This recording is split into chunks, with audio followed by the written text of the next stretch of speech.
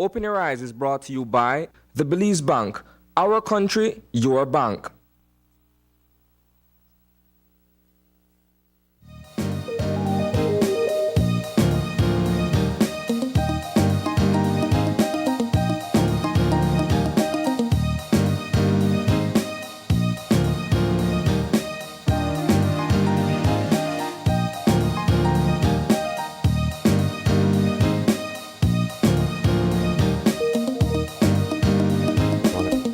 Good morning and welcome to Open Your Eyes. Start your morning right. I'm Sabrina Daly. And I am Isani Cayetano. Good morning. And good morning, Isani. How you doing? I'm good. Well rested. Quite an eventful weekend. Absolutely. We have quite a few topics to jump into, but this morning will be a little bit different because we're going to go straight into an interview with representatives from the Belize Electricity Limited. As you know, Isani, this has been quite a pressing topic across the country as we have been talking about the state of the country as it relates to energy sources and electricity here in Belize. So we have here with us two BEL representatives. We have here Dawn Sampson Nunez, and she is the General Manager of Employee and Corporate Services. And also with us is Sheena Simpson, and she is the Manager of Systems Planning and Engineering. Ladies, good morning. And Good welcome. morning. Good morning.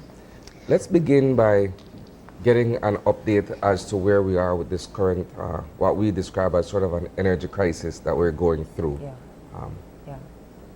What's the status? Right. Well, first of all, Isani, Sabrina, thank you for having us. Obviously, we've been having challenges with meeting the demand for energy over the past few weeks, few days, and that has resulted in power interruptions. You've seen the communication, the press releases that we have had to send out. And naturally, customers have questions. They want to know what it is that we're doing. Do we have a plan? Are we executing it? And that's what we're here to assure our customers. So when we leave from here in the next few minutes, if customers appreciate that, then I think we would have accomplished our objective being on the show here today. So just allow me to just establish some important facts to set the context. Simply put, Isani and Sabrina, we, on any given day, can experience a demand for power of up to 125 megawatts. A megawatt is simply a unit of measuring power. What we have in country, as we speak, is approximately 95 megawatts. So you're comparing 95 to 125 megawatts. So you see that there's a shortfall. When we have Mexico online, when we're connected to CFE, we don't have a problem meeting the demand. Considering if all things are equal, we don't have a problem meeting the demand because obviously CFE provides us with about up to 55 megawatts. You add that to the 95 that Still we have. more to spare. We have more to spare. The difficulty, the challenge that's presented is when CFE calls our guys at the control center. Isani, you might be familiar with the control center on the Northern Highway. These are the guys who sit in front of the computer monitoring the network 24 hours a day, 7 days a week. When CFE calls the control center to say, we need you to come offline, right? Or we might not be able to give you the entire 55 megawatts, we can give you 8 or 20. That then puts us in a situation where we have to determine, okay, which areas we're going to shed load, which area will then have power interruptions. The reason Mexico, CFE from time to time, over the past few weeks in particular, have had to make that request to us is because they themselves are going through rapid increases in energy demand. You're familiar with the Yucatan Peninsula. It's a popular tourist destination. Yes. Demand is growing notably high there. So if they're having challenges meeting their demand, naturally they will have to ask us to curtail the amount of energy, right? And just let me say this, under the contract with CFE, they can do that, right? It's called an opportunity contract. But we also have to make the point that CFE has been very good to Belize over the years, right? In terms of the immediate plan, and then I guess Sheena would elaborate on the long-term plan. First of all, we anticipated that we would be in this very situation, right, at this time. So last year we made the decisive decision to commence the upgrade of the gas turbine facility. That is a facility that's along the George Price Highway, around Mile 8, to upgrade it so that we could get more energy from that facility. So it was previously rated for about 19 megawatts. We're upgrading it now to 30 megawatts or so. And the good news is, Isani, you asked for what's the update. Yeah. As we speak, we're in the process of commissioning that facility into service. So by the end of the week, it could be as early as tomorrow, by the end of the week, we will have that facility online.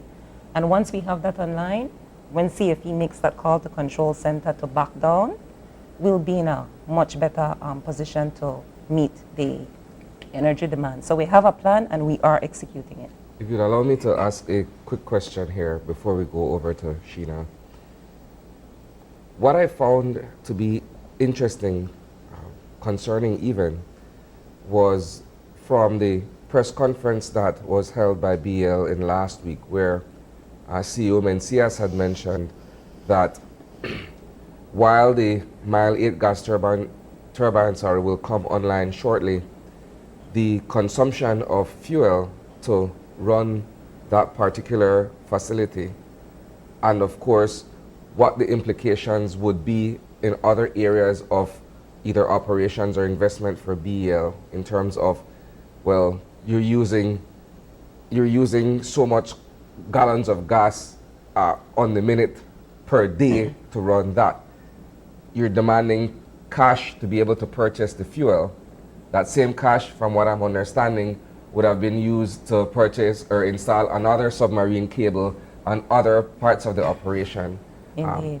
Can you elaborate on that a bit in terms of being able to put that into some perspective for us? Right. Yeah, so one of the things the CEO pointed out last week is that, listen, over the next 5 years, our business plan estimate that we need about $55 million to execute our plan. We have plans to upgrade the transmission system, substations. In terms of the transmission, Sheena will tell you there are lines that we need to construct to Dangriga, a second cable to San Pedro. So indeed, we would have preferred to use the cash being spent on the fuel here in these investments. So that will be something that we will need to focus on, financing for these very important projects. Now, in terms of how we will use these facilities, I do have to make the point that the gas turbines will not be used as a base load, meaning that they won't be running all the time, right? We're going to use it for peak shaving. So that means when the demand is at its highest and we need to bring in generation, we'll bring that the gas turbine in, right? So that's an important point. I don't know if you Sheena, wanna- let's get you in. I think to add, bringing it back to context, BL is a transmission and distribution company. So we purchase bulk energy and we transmit it and distribute it to our customers. The gas turbine that Ms. Dawn spoke about, yes, BL owns it, but our purpose, why we went into getting the gas turbine, was for emergency and peak shaving conditions. So it's for us as a contingency support for the grid. The upgrading of this gas turbine, initially it would be run on diesel, as mentioned in the press conference, but it has the capacity to run on natural gas as well.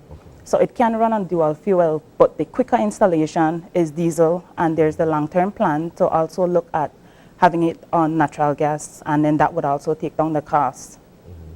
Ladies, one of the common feedback or responses from this situation that we've been seeing on the ground and online is that people are saying, what are the chances that we could switch to solar energy?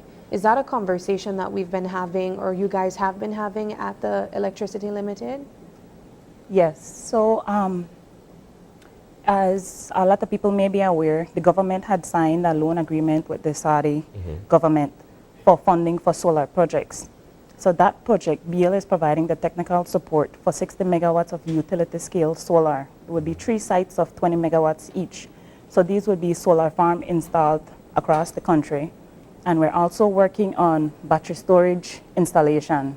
So it would be 4 sites of 10 megawatts each across the country at strategic locations. What BL did in 2020-2021 was to conduct a least cost, least risk expansion plan study. And that looked at the existing network, any constraints that we had, looked at the projection for the next 20 years, and advised what generation sources should come online, at what location, what transmission strengthening would then be required for the grid to remain stable and reliable for our customers, the battery storage, solar installation, even wind and natural gas plants were recommendations from that study. So we're actively working with the government to provide the necessary technical support for both the battery storage facilities and the solar farms. Does this present situation that we're dealing with serve in a sense to sort of fast track this entire process? Because, I mean, at the end of the day, energy security is one of the primary needs, so to speak, right, for any country or any population of people, right? So if you're looking at a situation where at this point we're sort of struggling to make ends meet in a manner of speaking, but you have this project that is already sort of in the pipeline in terms of the contract signing, the money is being made available for it, does this not then sort of helps to speed things along, this particular experience? I think BL also had insight that we would need generation sources to come online, and we made the necessary investment to do the feasibility studies for the battery storage and the solar site even before the funding was available. So that back-end process has already been completed. For the first solar site, the engineering design is already completed. So it's just to ensure that the procurement and construction phase now would go smoothly for those to come online. I know that we've been experiencing shedding across the country. The Belize Electricity Limited also issued a sort of schedule on areas that will be experiencing the shedding. Do we have any further updates on that?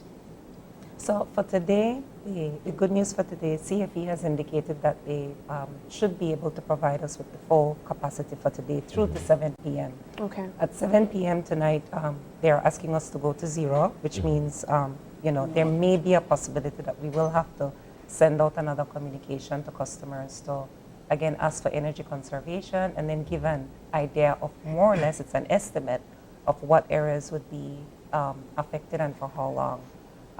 I do have to say that whenever we send out the communication, we do see cooperation from customers. So I just want to take this opportunity to thank customers from that perspective for being supportive. Right. I believe I also saw a press release or a notice about a possible power outage in Kikaker. Is that anything recent, or is there any update that we have on that island? For Kikaker, I'm not aware of Kikaker or San Pedro? San Pedro. Today? There's no planned outage for the islands anytime soon. But we had a unplanned outage last night for a portion of the island due to coconut trees touching the lines. But there's nothing planned at this time for the island. Okay. Here's a question, perhaps within the context of everything that's taking place here. Are you guys receiving complaints from customers about appliances that are being damaged as a result of this sort of, I'm trying to find the best description, but it's disruption? Yeah, but it's planned if you look at the schedule, but for many people who don't have access to either the digital message or what have you, they're experiencing a blackout and then their appliances get damaged. How are you guys dealing with that? Yeah. So, yeah, we do receive those complaints from time to time. Outside of the situation, we will receive that complaints from time to time. And what I can tell you is that we operate on principles of fairness. Yeah. So, you know, if there is any information based on the individual case that justifies some kind of action from BEL, then that will be done. All right.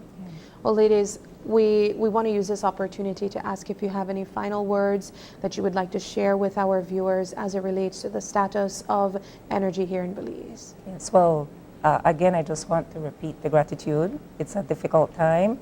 Like I said to someone the other day, people are upset. You have to accept that situation. When the lights go out, that's never a good situation. So we do want to thank customers nonetheless for their patience. From time to time, we get messages of encouragement, and so we appreciate that because that goes a long way. And very importantly, as the situation continues to develop, we will commit to keep our customers updated on developments. Wonderful. Right. And from our employee standpoint, we love what we do. We're committed to ensuring that we have a stable, reliable grid to supply our customers. So we're doing everything in our effort to ensure that this continues to happen. Wonderful. Ladies, thank you so much for joining us, and we look forward to getting further updates as they go along. Thank you. Thank you. All right, Asani, well, moving into the rest of our show, it is a Monday, so we do have our Monday ritual to take on, which is, of course, our Eye on the News.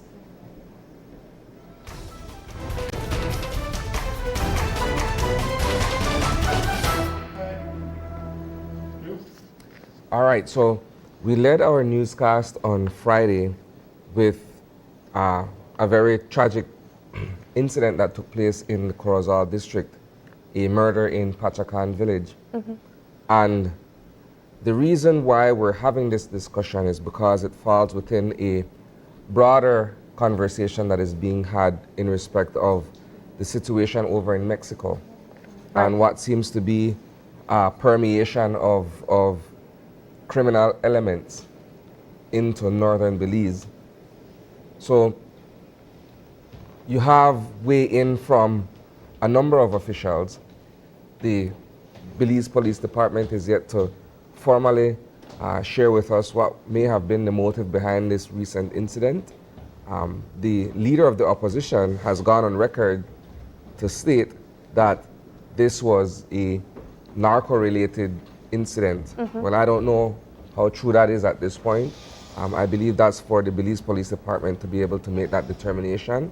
Nonetheless, the point that we're making here is based on all the recent developments in terms of what has been taking place in the Mexican state of Quintana Roo and the concerns being raised by Belizeans in the north, and what has now been a public acknowledgement that there are elements of cartels operating in Belize.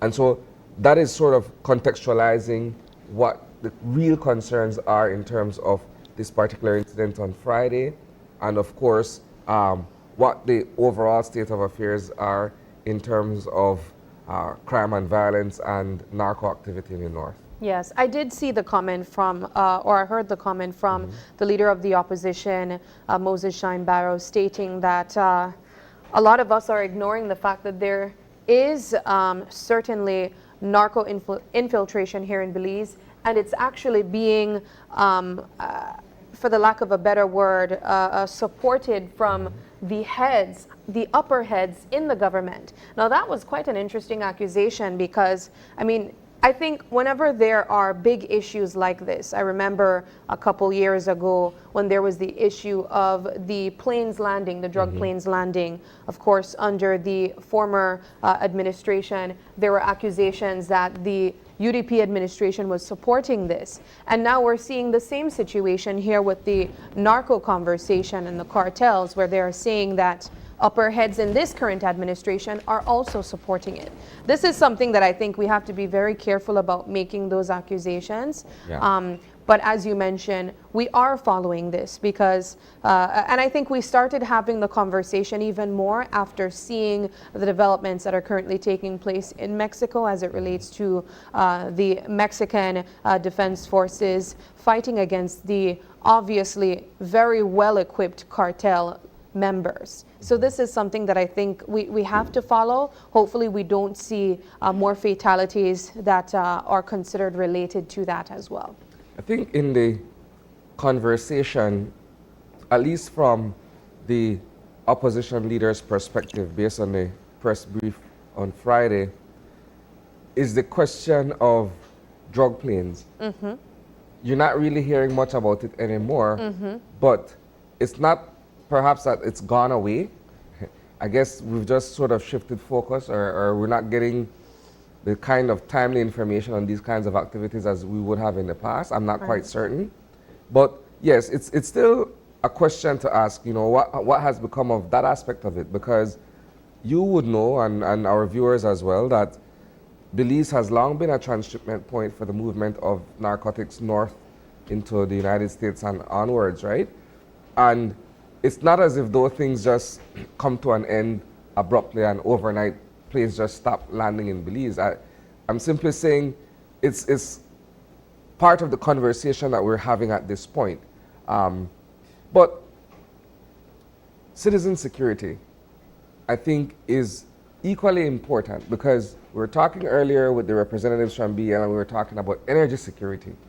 Citizen security, for persons to feel safe in their communities, persons to feel safe anywhere across the country, is paramount, right? And so when you have a situation where our officials have openly acknowledged the fact that you do have actors on behalf of the cartels that are in Belize and are you know, doing their bidding, so to speak, it raises serious concerns. Absolutely. Right? I sat here with you last week and I said, if you were to ask me if I'd go over to Mexico at this point, to Chetumal, for instance, I wouldn't.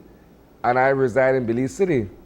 So I could only imagine for some persons who are in either Orinjoak or Corozal districts, that it's also a palpable fear. No, last week, I believe it was on Thursday, my colleague Paul Lopez traveled over into Chetumal to get an understanding of what's been taking place there, both from a commercial point of view for persons who are doing business, and simply for visitors, Belizeans who are traveling into Chetumal for leisure, parts of southern Mexico for leisure. And it's interesting because some people would tell you there is heightened concern over their well-being crossing over into Mexico, and others would say, well, it's a regular day, and you know, I frequent Chetumal and I feel safe in doing so. But I think part of what we're looking at as an overall picture is a sense of responsibility that we're not also fear-mongering. You understand? It's more to say, well, we're reporting on an issue, we're doing so as responsibly as possible, but we don't want to scare off anybody, nor do we want to downplay the severity of the issue at hand. Absolutely. This is actually something that we spoke about on Friday on the morning show, precisely the story that Paul did. And I really appreciated that we were able to go out in Chetumal and speak to not only Belizeans that would travel there, but also the locals there as well. And a point that I raised to Carla was oftentimes we associate traveling to Mexico with leisure activities, you know, going to the mall, going to the resorts. But we tend to forget that a lot of people still rely on Mexico for other reasons, like medical reasons. A lot of people travel to Mexico, neighboring Mexico, if they have cancer or if they have any other form of ailment that they would need additional consultation from the medical facilities there. So I appreciated that we were able to speak to individuals that one went there for leisure activities. We spoke to the individuals, the name slipped me again, that would change your pesos. Peceros. Yeah, peceros, yes.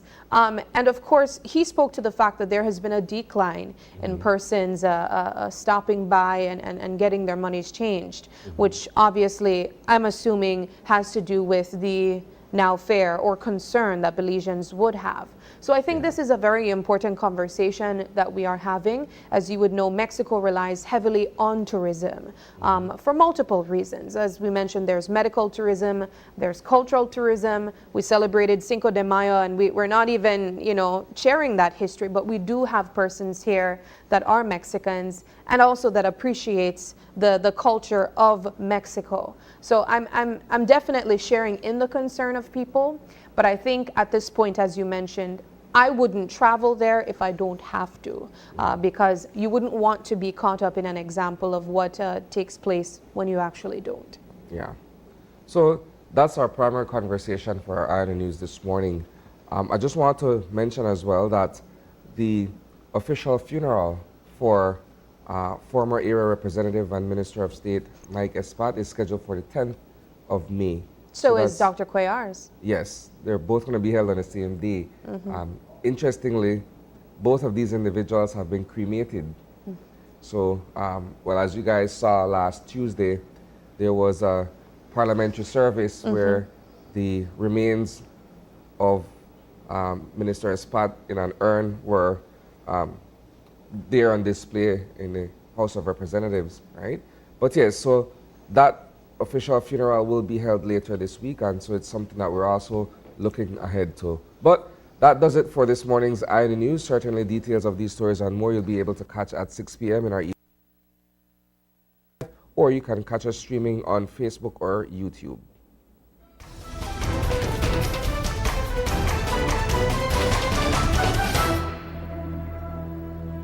All right, and from our Eye on the News to our Eye Opener. We have our Eye Opener taken from dailyom.com, and it goes like this. Saying no to somebody when we're used to saying yes can be challenging because of our fear of rejection. Many of us, from childhood on, were taught that saying yes is right and saying no is wrong. We learned that acceding to demands allowed us to avoid conflict and criticism. Yet, the right to say no is indelibly intertwined with the ability to make choices. Going out of this tendency to say yes, even when we desperately want to say no, can be challenging. But the reward we receive when facing this challenge is true freedom of choice. When others ask you to take on work or do favors, consider their request carefully. Remind yourself often that the ability to say no is an important aspect of well-being, as it is an indication that you understand the true value of your energy, talents, and time. When you see that life moves forward without interruption, you will grow more comfortable saying no and will resume making decisions from a point of balance. Keep in mind, it is only when you feel you have the legitimate right to say no that you can say yes with utmost certainty, sincerity, and enthusiasm. While saying yes almost always have a cost, you can feel good about offering your agreement when your reasons for doing so are rooted in your individual values and your appreciation for the appeal before you. For some of us, it is quite difficult to bring yourself to saying no to someone based on whatever the request may be. And I think it has more to do with an inner conflict than it has to do with simply saying no. I think that could be taught, struggle with though. that. Sorry? I think that could be taught. Yeah. I struggle with having to say no. And I realize, especially when it comes to persons who are, for instance, asking for financial assistance, right? Someone would approach you and say, hey, I need $50 for whatever, even if it's a very legitimate, request. But the fact that you saying no is you essentially dampening that person's hope that they would be able to get the $50. But at the same time, if you're thinking about it and you say to yourself, but if I give you the $50 or if I lend you the $50, then I am $50 short of whatever my goal would have been in terms of using that money. Or your needs are. Exactly, right? So it's usually like an inner thing. Now that's just one example. But learning to say no for the right reasons is something, as you've mentioned, that can be taught. you first have to be able to assess the situation as to why you'd be saying no. And I guess from my personal experiences, it's been quite a learning experience, put it that way, that it's not everything that you're compelled to have to say yes to. If there's some sort of discomfort that comes with you saying yes, then why say yes? You could simply say no and avoid that feeling or avoid that situation you'd find yourself in. But again, like I said, it's a mental thing more than anything else. I'll flip it though, for persons who, if someone would say no to you, that's also something that comes with that ugly feeling. And I go back to what I was saying about, I think learning to say no and also being taught to only say yes is something that is taught. I personally believe, because I remember as kids, you know, it would be considered almost negative to go against what someone else is saying. And I really appreciate the younger generation now that are encouraged to have a voice and state their opinions. But here's the thing, as children, we were taught that saying no means you're being mean. Exactly, or you're being rude. Yeah. If you go against, especially an adult, what an adult thinks, that's disrespectful. So that's something that I troubled with as well growing up. And I think it brought me into a state of being a people pleaser, feeling that I need to always be agreeable, or I always need to agree with an individual, whatever it is. And I have to say, I really appreciate the generation that we're watching now, which I think would be Gen Zs, because they're not swallowing anything, Isani. They're saying exactly what they feel, and they're saying no.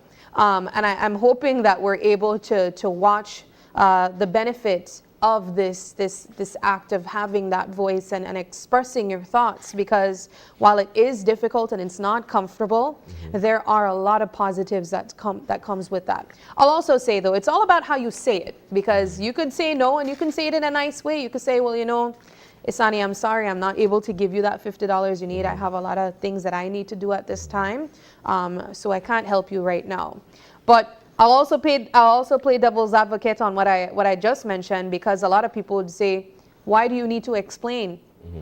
If you don't want to, you don't want to, you know? So so there's so many ways to look at this, but I think for me, the main point of this eye-opener is that it's empowering, and as it mentioned, it's freeing to share what exactly you feel, whether it's a yes or a no. Moving now into our weather update. Let's see if we're going to be getting some positive news as it relates to what we can expect this morning from the National Meteorological Service. I know we've been experiencing generally warm conditions. I'll tell you, this weekend I was a firefighter, Isani. I had a pretty big forest fire behind my house. And I mean, I can't control the bushes that are not a part of our land, but we were trying to maintain that and keep that on a low. So we were trying to out fires from the afternoon, and then last night again I was outside with a solar light trying to out fires again. So I know it's probably hot enough to cause that, but we'll see if there's any further updates from the folks over at the National Meteorological Service. Hopefully it remains cooler as possible. Moving now into our weather. Warm and mostly dry weather conditions prevail. The 24-hour forecast, skies will be mostly sunny today and clear to partly cloudy tonight. Little or no rain is expected. The maximum temperatures for today will reach 90 degrees Fahrenheit along the coast, 99 inland and 84 up in the hills. There's a heat alert in effect for residents, especially those inland, are advised to stay hydrated and avoid outdoor activities as much as possible, especially during the afternoon hours. The low temperatures for tonight will be around 83 degrees Fahrenheit along the coast, 74 inland and 68 up in the hills. The winds from the open sea will be from the east at 10 to 15 knots, and the sea conditions will be light chop. A high tide will occur this morning at 11 past 8, a low tide this evening at 3:12, another high tide tonight at 9:29, and another low tide early tomorrow morning at 2:49. The sun rose this morning at 5:23 and will set this evening at 6:14. The moon will set this evening at 5 o'clock and will rise early tomorrow morning at 4:49. In the fire risk forecast for today, the risks for forest or bushfires will be high. For more details, please check our website at nms.gov.bz. The outlook for Tuesday and Tuesday night is for similar weather conditions to prevail. With that, we end this morning's forecast from the Belize National Met Service. All right, there's your weather update from the folks at the Met Service. There is one other thing that we forgot to touch on earlier this morning, and that is that there was an official ceremony that took place for an investigative award show. This is the second time that we've been seeing this award show take place, where I think it's organized by Miss Holly Edgel, where we invite, or they invited journalists from across the country to make submissions of investigative reports. And we're happy to say that our very own Hippolyta Novello came in as, I believe, one of the runner-ups. His submission was shortlisted in the first It was instance. shortlisted, but so I watched the ceremony, and based on my understanding is that they didn't have a second or third place. They had a winner, and then they had the runner-ups behind it. So Hippolyta Novello was one of the runner-ups. What we can say is a congratulations to our colleagues from 7 News. Jules Vasquez was the winner for the second time, I believe, in a row in his submission on the gun licensing issue in Belize. Yeah. So we want to say, of course, a special congratulations to everyone, but including our very own Hippolyta Novello. I believe his piece was on the cattle ranching issue and the association with Guatemala. Of course, all of these stories would have been aired in newscasts before, but they were submitted for this particular competition. But also, which is great to mention, is that each one of the individuals that made the submission and that were shortlisted, they walked away with, of course, the recognition, awards, and even financial contributions too. So great job, guys. And of course, we look forward to seeing what other investigative pieces will look like. But I think, Isani, what is worthy of mentioning, and I think a lot of times, I don't know if our viewers recognize, is that investigative pieces, they take a lot of time, they take a lot of sometimes even money and effort, because you have to spend time separately doing the investigation and of course then putting these pieces together. They're not like regular pieces that would sometimes just drop on your lap. You have to go about doing your investigation. So I think it's great that we were able to see a platform be put for journalists to showcase their investigative pieces, and of course we're hoping that we see even more investigative reports as well in our media houses. Well said. All right. Moving now into our show lineup, we have 2 wonderful conversations to look forward to. Starting things off, we'll be talking about the TNC's new tool in the marine spatial planning process. Our second conversation this morning is in commemoration of Nurses Work, right? So, Nurses Week, sorry. Yeah. So we'll be having couple nurses joining us this morning to have that discussion with us. Wonderful. Well, we got to take our first break, and when we come back, we'll be talking to the Nature Conservancy about their new tool used in the marine spatial planning process. Stay with us. We'll be right back.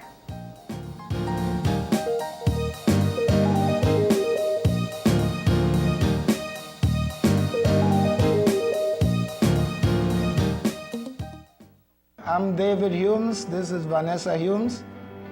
We only reveal cool spot. Belize Bank save us a lot of time. Working with them, we can keep track exactly what we spend. We recommend Belize Bank 100% because we don't have to go to stand up in line, and we can check on our account right from our house.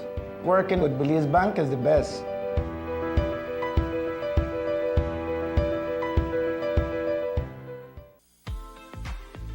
In May, make Benny's your one-stop shop for appliances.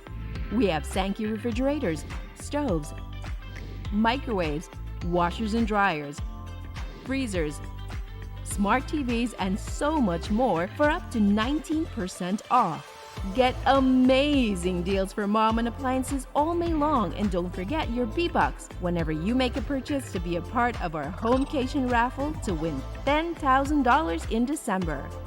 Benny's, quality and savings. 13,835,700 eggs are eaten by tourists each year, fueling our thriving economy. Tourism means business.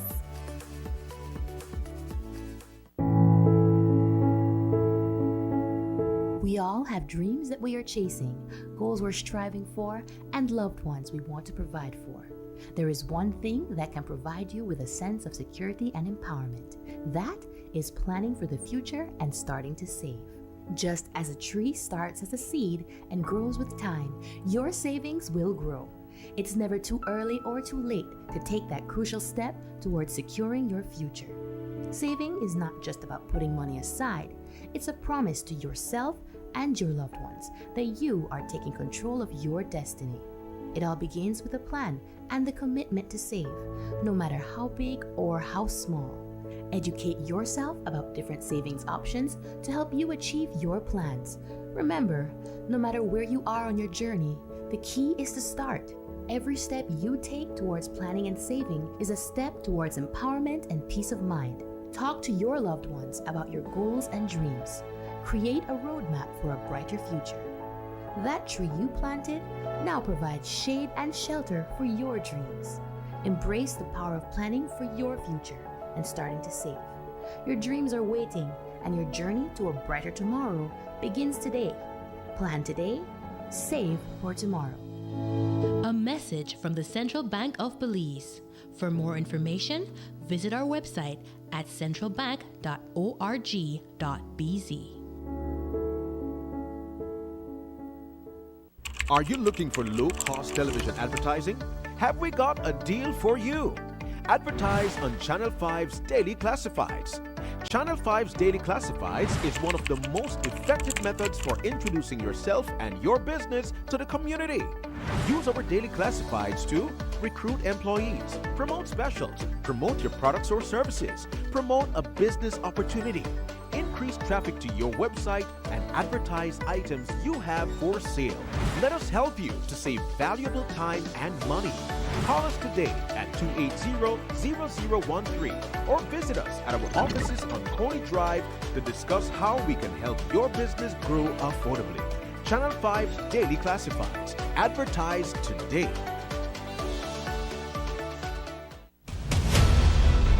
Isani Cayetano, Marion Ali, Paul Lopez, Brittany Gordon.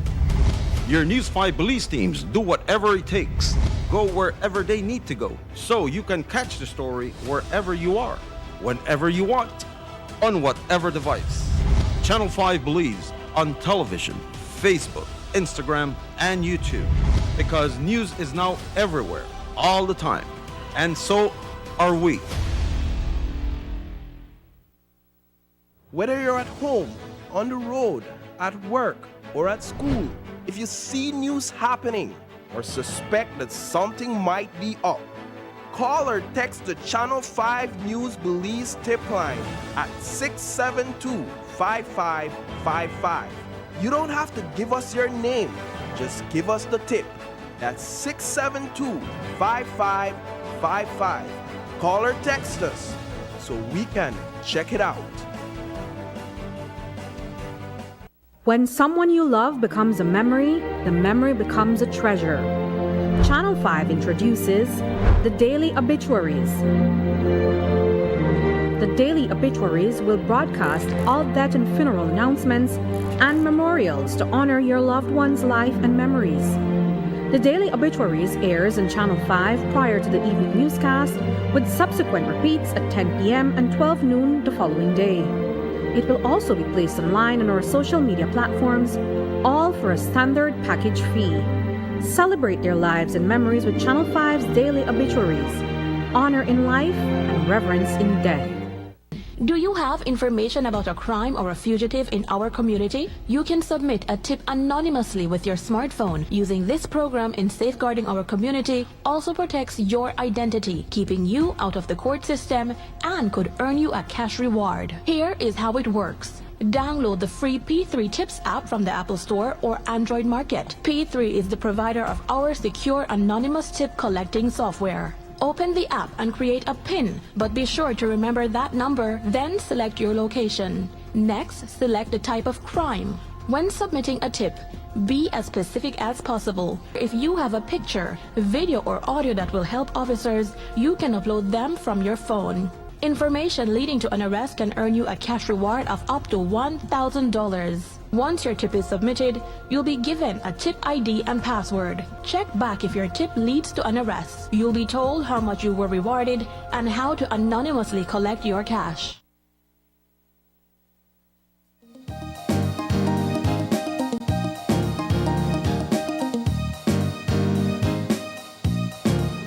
And welcome back. We decided to switch things up a bit in our show lineup for this morning, starting instead with the celebration of Nurses Week, Sabrina. We have 3 nurses joining us in studio this morning. Before I introduce them formally, I want to say Happy Nurses Week to them and, of course, all other nurses across the country. Absolutely. In studio with us this morning, we have Assistant Unit Manager Sandra Smith-Burgess. Good morning. Morning. In the middle is Khalifa Gray. She's a registered nurse. Good morning. Morning. And to her left is Marlon Black. She's the Director of Nurses Services. Good morning, ladies. Good morning. And of course, once again, Happy Nurses Week to you guys as Thank well. you. All right. What are we looking forward to this week in commemoration of the work that you guys do in the health profession? Okay, for Nurses Week, we normally would start, we have a theme for our Nurses Week, and the theme of our Nurses Week is being developed by the International Council of Nurses. So it's an international Nurses Week celebration. And our theme is Our Nurses, Our Future, the Economic Value of Care. So our focus for this week, we want to show our community, we want to show our country that we need to invest in nursing, because there's a lot of financial instability when we do not develop our nurses through education. But for our celebration, we have a whole week of activities to empower nurses, to engage our community, and also to make them happy. It's an yearly celebration, but we need to recognize our nurses on a daily basis. But it's always a day for more. I want to look at the profession of nursing.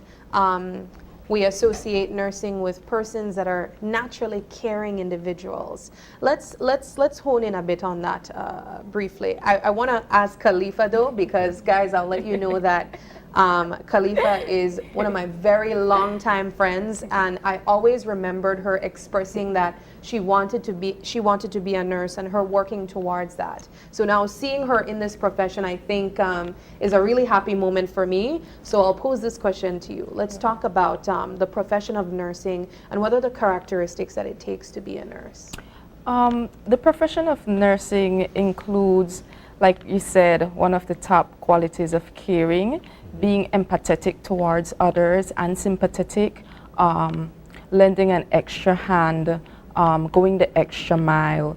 And it's truly a calling from within, because, you know, there will be hurdles along the way that you might feel like, you know, this may not be for me, but intrinsically having that quality to care and, you know, being altruistic towards others is what, you know, keeps me driven as a nurse, you know, in the profession.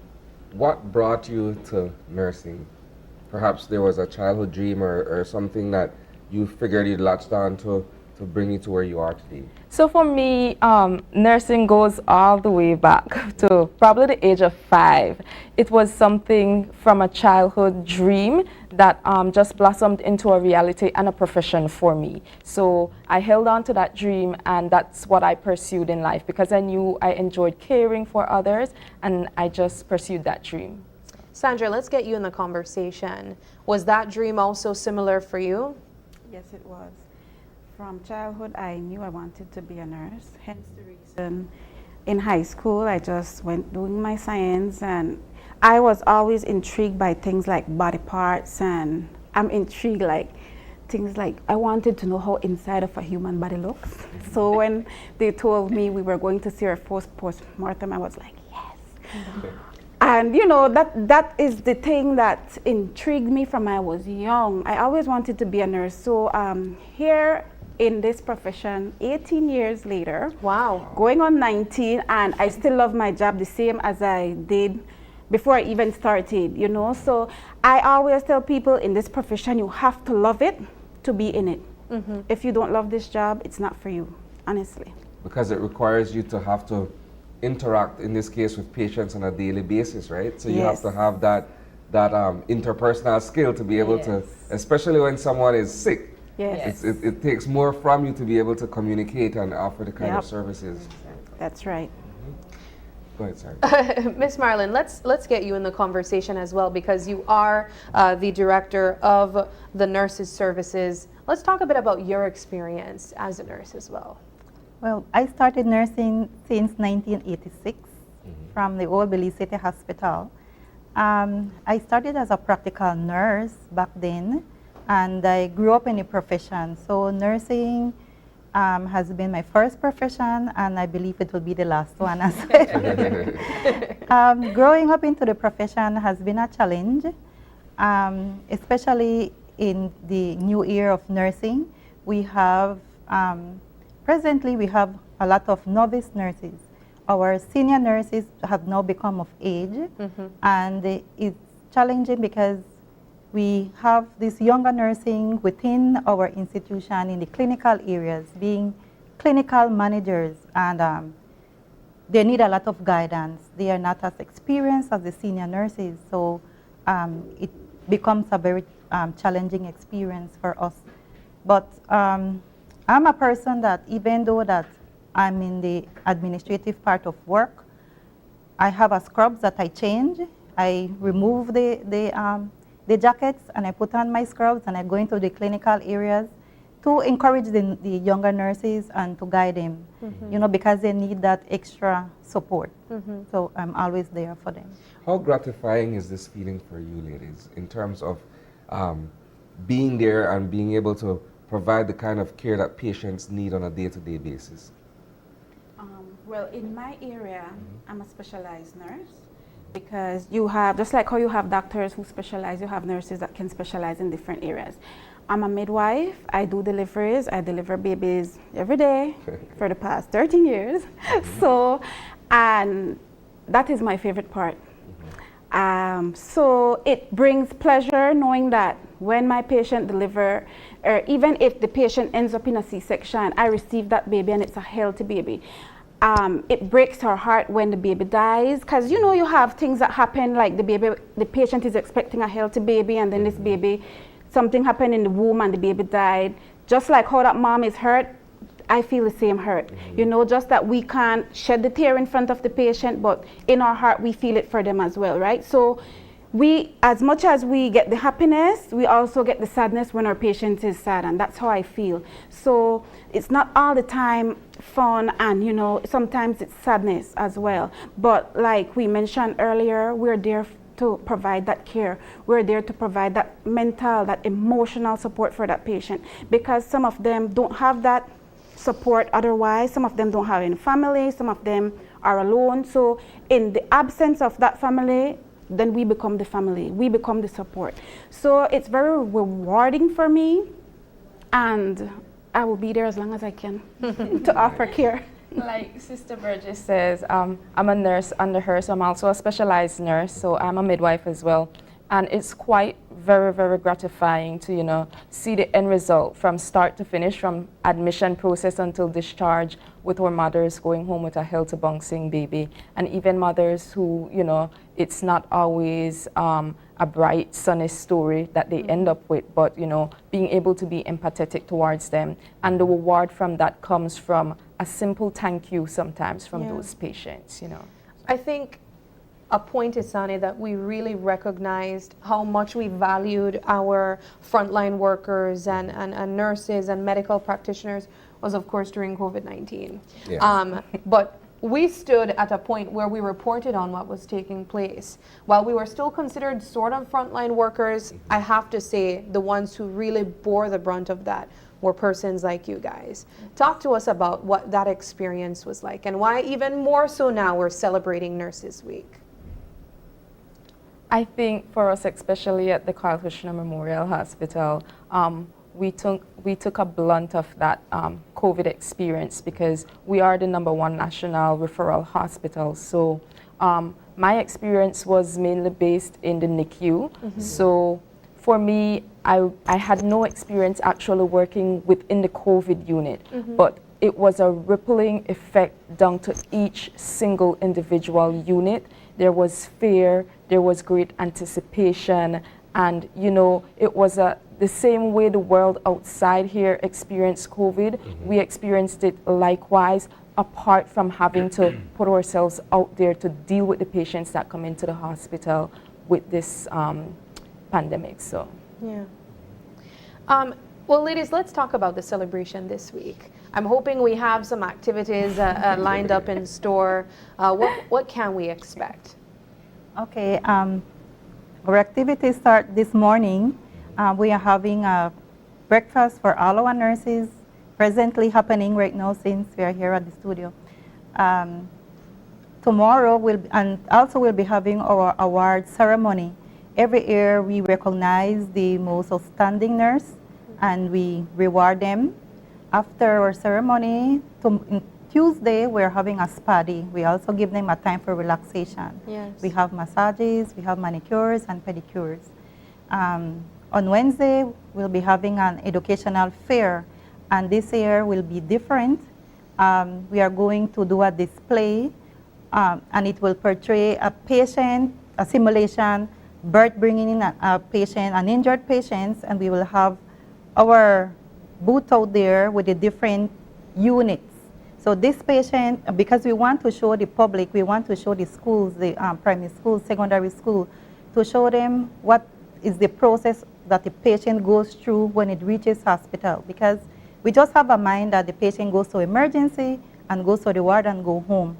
But there's a process. So all those processes will be shown on Wednesday, the transitioning of the patient from accident and emergency up to the point of being discharged. Let's talk a bit about that process, just to educate our viewers, because indeed oftentimes we become a bit agitated and impatient, especially when we land in that emergency room. We want things to happen really quickly, and we feel that our emergency deserves to be dealt with above Isani's emergency. Let's talk about that process and where the nurse's role comes in. Okay. As the patient reaches the accident and emergency, we have a triage area.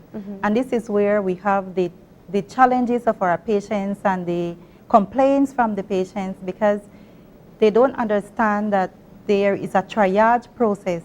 The nurse would assess the patient, and they were going to be triaged as a category 1, 2, 3, or 4. And depending on the severity of the case, then the nurse will determine, okay, you need to go in first, you need to go in second. But some of the patients, like you said, Isani thinks because he have a cold and a fever, he's the priority person. Yeah. But it doesn't work like that. So you mentioned categories 1 to 4. What would be the placement in each one of those categories? Okay, category 1 would be like the most stable patient, maybe a cold and a fever. The category 2 then will be cold and a fever, mostly with diarrhea or something else. Okay. The category 4 will reach like those emergency cases that needs immediate attention. Their priority. So respiratory process. Yes, like Matron is saying, you have times where the emergency area can be quiet. Nobody knows when a road traffic accident is going to happen or a gunshot patient is going to come. So for example, you're at the emergency, and as the nurse was going to triage you, then in came an ambulance with road traffic accident patient, one, the arm is falling off and the patient is bleeding. Of course, that nurse will have to leave you there and run and attend to the one that is dying. Now, when that patient is stabilized and they got the patient prepped and everything and go to the theater where you know, okay, at least we know he made it alive there, then they will come back and assimilate and attend to you because you're not the priority with a cold and a flu. That is how it's categorized, like Matron said. And I would also like to add that we take into consideration the age group as well, because babies, they're considered as a great priority for us, and also the elderly. So the thing is though, and I guess this varies by individuals when we're accessing service, right? Everyone feels as if though his or her should be a priority. Yes. So if I have a cold and this cold has been bothering me all week and I decide, finally, let me go to the hospital and get this thing checked out, I want the satisfaction that it's an in and out process, right? I'm not thinking that Sabrina will show up with, you know, her arm missing or something. I'm not thinking of anybody else. I'm thinking about me. It's a bit selfish, but it's the reality. Everyone who accesses healthcare believes or feels that they should be, or their situation is priority. And I think that is where the importance of our primary health care comes in, because there are certain conditions and there are certain diseases that could be treated right at the clinics. And some cases that do come into our emergency will be referred back to the clinics because they could be managed out in those places, right? That's quite an interesting situation that you would have to decipher what is more important than the other, especially when you have animated individuals coming in and really expressing that they feel that they are at death's door with a cold. Yeah, well, the thing is how long they're there too. I think, fortunately, I've never had the experience, but I hear it from other persons, right? I have family in members. the lobby for 4 hours and then someone comes and they get bumped up ahead of them. Yeah, I have a family member that told me that whenever she gets to the emergency room, she throws herself on the ground to ensure that she gets dealt with as early as possible. Is that something that you guys observe as well? I don't work the emergency area, so I can't say, but I know it's true because my colleagues do say. And that is the reason why we get a lot of negative feedback from the emergency area. But like my colleague Nurse Khalifa said, if you just have a cough and a cold, then you can go to the health center to get that fixed. Because if you come at the emergency and we have a baby about to die or a RT or a gunshot coming in, you will be left because they are the priority. How would you feel?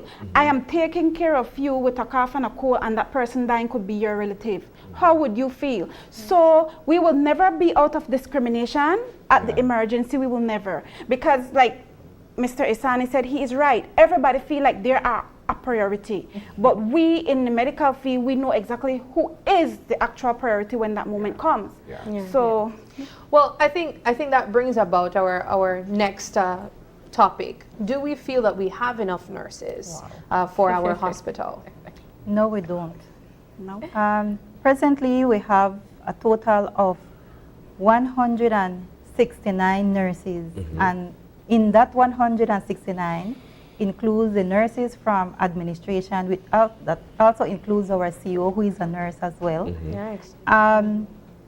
Before COVID, we had a severe shortage of nurses, and after COVID, it just got worse. There's a brain drain of nurses. There is a brain drain. There is much frustration, burnout. We try to recruit internationally, but we cannot compete with the package that they are requesting. We cannot afford their salary that they are requesting. So it has been a big challenge for us. And our focus is also within our own country. We have competition with the private sector as well. And then we are finding out that, as I said, it's a new era of nursing. Our new nursing students, they're more focused into venturing on, pay me more, you know, and that is our great competitor. And they look for satisfaction as well, you know, so we try to... At the end of the day, when an individual has qualified him or herself in any profession, you're making a decision based on an economic reality. You're also making a decision based on longevity. Right. If this is something you see yourself doing for the next 10, 15 years or whatever. So all of these factors come to play, right? When I look at it from an outsider's perspective and consider the fact that, for instance, in Canada, they're offering a better package for any nurse to practice there versus perhaps what is being offered locally. And if you now look at the factors that I mentioned earlier, an economic situation that allows you to be able to thrive in doing what you love to do, then for some it would be a no-brainer. They would say, okay, well, why stay in Belize when I could pursue a career in medicine or what have you elsewhere and still have an opportunity to grow professionally, right? And I think that's partly the biggest challenge that you guys are faced with, having to compete with that kind of a thing. That's right. But even though there's bigger competition, we do have nurses who want to remain in, you know, in their country, and those are the ones that we need to nurture. Those are the ones that we need to motivate. Those are the ones that we need to encourage and find ways, different ways to let them be able to want to stay longer. You know, so we need to do more at our level and also at the ministry level as well, because we can have package deals for our nurses. You know, there's much more that can be done for our nurses, and I believe that it's time now that the ministry focus on things that can have our nurses remain in the profession in our country. A lot has changed over the years, and I'm not giving away my age, but I could remember, you know, you have nursing school, for instance, right? Right where Central Region is, there was an old nursing school, and you have all of these young ladies and even some of the young men, male nurses, dressed in white, and they're part of this entire program where they're learning how to be caregivers and what have you. And then I believe all of that got subsumed into the UB program, right? How has that sort of affected the landscape of nursing, so to speak? Because you have a specialized institution where you could have done that. Now you're part of a general university experience. Do you believe that perhaps that has an effect or a bearing on persons who are interested in that kind of work? I believe so. I was part of that nursing school group, and I can say that it has made, it had a big impact on nursing. And back in the days, we were given a stipend going to nursing school. So it used to be more attractive. And it was free. Now, if you want to become a nurse, and even if you were born to become a nurse, and if you don't have the finances, you cannot go and join the profession that you so wanted. So now you have like maybe less nurses, because if there isn't a scholarship, then you will not be able to go, and maybe even if there's a scholarship, it doesn't mean that you will be the one to achieve the scholarship to go to UB. And I believe that the ministry has incentivized individuals to pursue nursing through scholarship programs. Scholarship. Yes. I mean, this is an issue, and I'm glad that we're having this conversation, because I think it really speaks to where Belize needs to be as it relates to encouraging more persons to get interested in this field of work. And then, of course, there's the other conversation of when they do get educated on being a nurse, having that loyalty, or is it wrong to want to chase bigger opportunities?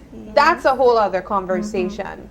But just to bring it back to the celebration that we're having here, let's talk about why it is important for us to celebrate nurses.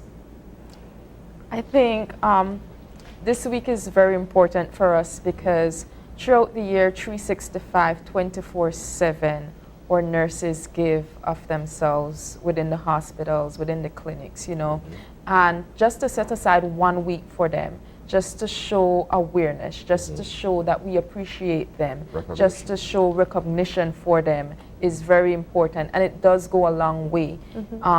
And so I think that's why it's so important for us, even as nurses, to, you know, be a part, participate, and encourage others to, participate. And if you have a nurse within your life, a friend, a mother, a sister, a cousin, encourage them. Wish them a happy Nurses Week. Let them know that they're doing a good job, because it could be a very tiring profession at times, stressful, and sometimes we do experience burnout. So this week is very important for us as nurses. And yesterday was International Midwives Day, which is me and Khalifa's double the celebration. and Matron Black's Day. So today, my unit, being that I work the maternity ward, our staff will be celebrating our Midwives Day today. So we're doing our own little luncheon for our staff, and we will wear our t-shirts that we purchased. And so we're going to have a good time. But to add to what Nurse Grace said, it's really important, because a lot of the time, especially all the negativity from the public about, people never seem to say the good things about the institution. They always seem to pick the bad things to bring out and let us feel less appreciated. So for me, every year I look forward to Nurses Week, because that is when we do feel appreciated. If no time in the year I feel appreciated, it's Nurses Week, because that's set aside for us. Tomorrow evening we have the walk. The nurses will be walking the streets, down Central American Boulevard and back up to Carl Hushna. So we will be out there walking, right? So, support us, guys. Let us feel appreciated this week. We have some times where we got donations from people through Matron. Some institutions and companies donated to us, and we're very grateful for that, to everyone who donated to us. It's always good to feel appreciated for even the little things you do. So, this week we put aside all the negativity. This week is loan positives. Yeah, and we are still accepting donations. I also have to say thank you, because there are other organizations and other people who give and remember us without being it Nurses Week. Because, being a nurse at Carl Hushna, if you work Christmas Day, there's a handsome Christmas dinner there for you, Nice. And it's not from the institution, it's from others outside, who remember that nurses are at work working these holidays. And so there are other events throughout the year where they do recognize us. So thank you to them as well. Like when we were going through COVID,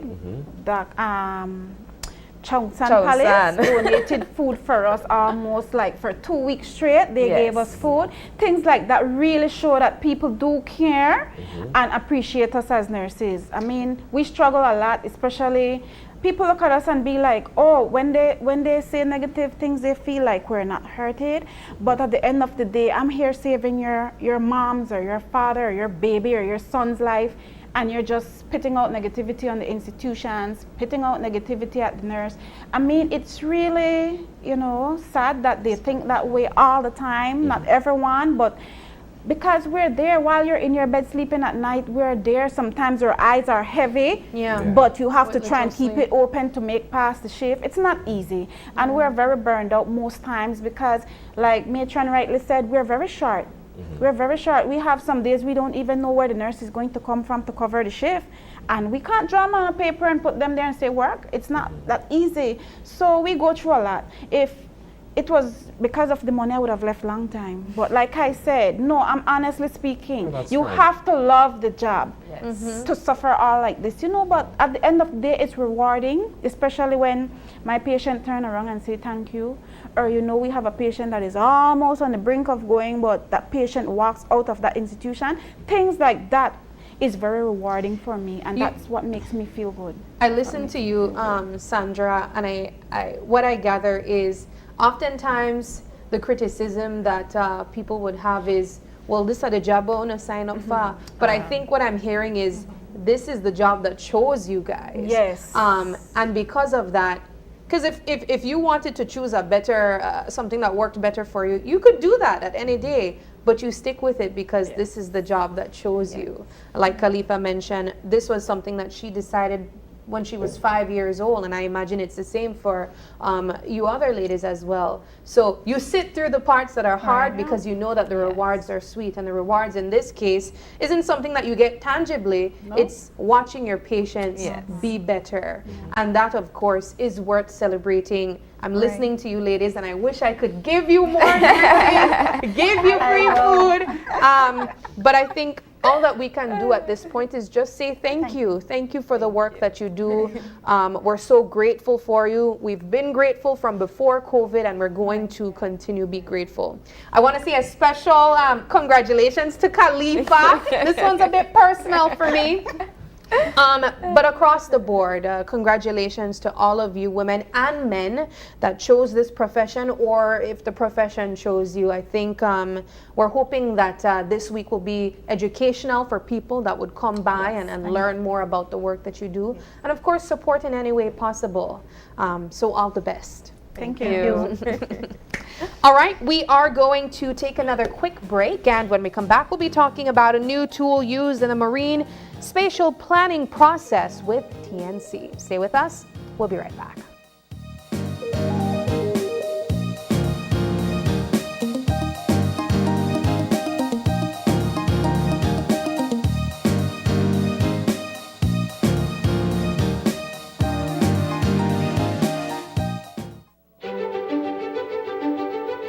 Technology is ubiquitous, and it's transforming how, when, and where we work.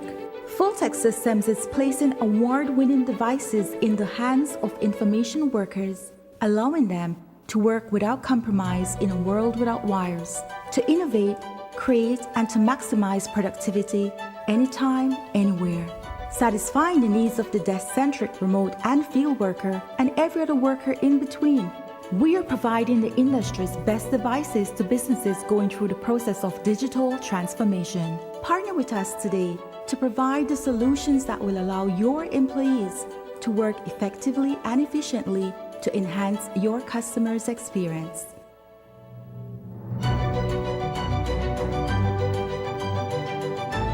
Fulltech Systems, your technology center, where you'll come for the price, but stay for the service.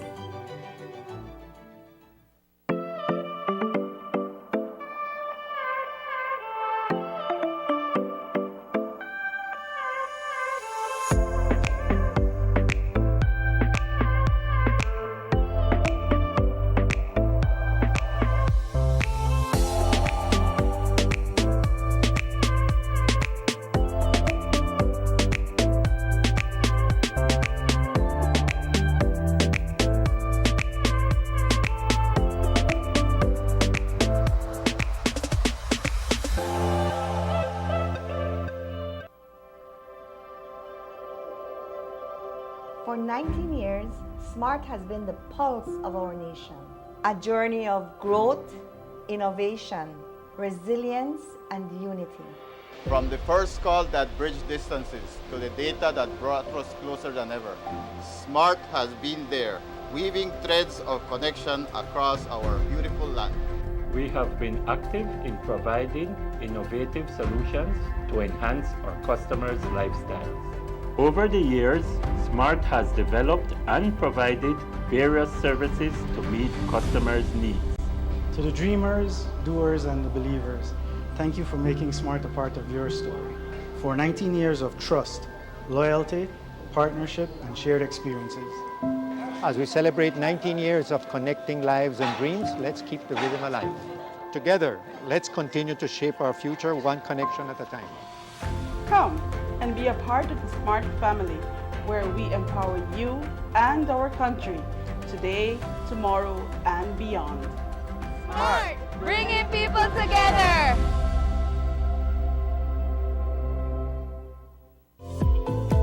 Unwrap the joy of crystal clear picture and sound from Iowa, the brand that offers you affordability and exceptional quality. Iowa has a wide range of exceptional products to choose from, such as TVs, speakers, headphones, home appliances, and much more at affordable prices that won't break the bank. Enhance your audio-visual entertainment experience with Iowa, and for your convenience, parts are readily available in country for hassle-free maintenance. You can find Iowa products at your local electronics store countrywide. Choose Iowa, the best in home entertainment and household appliances. Are you looking for low-cost television advertising? Have we got a deal for you? Advertise on Channel 5's Daily Classifieds. Channel 5's Daily Classifieds is one of the most effective methods for introducing yourself and your business to the community.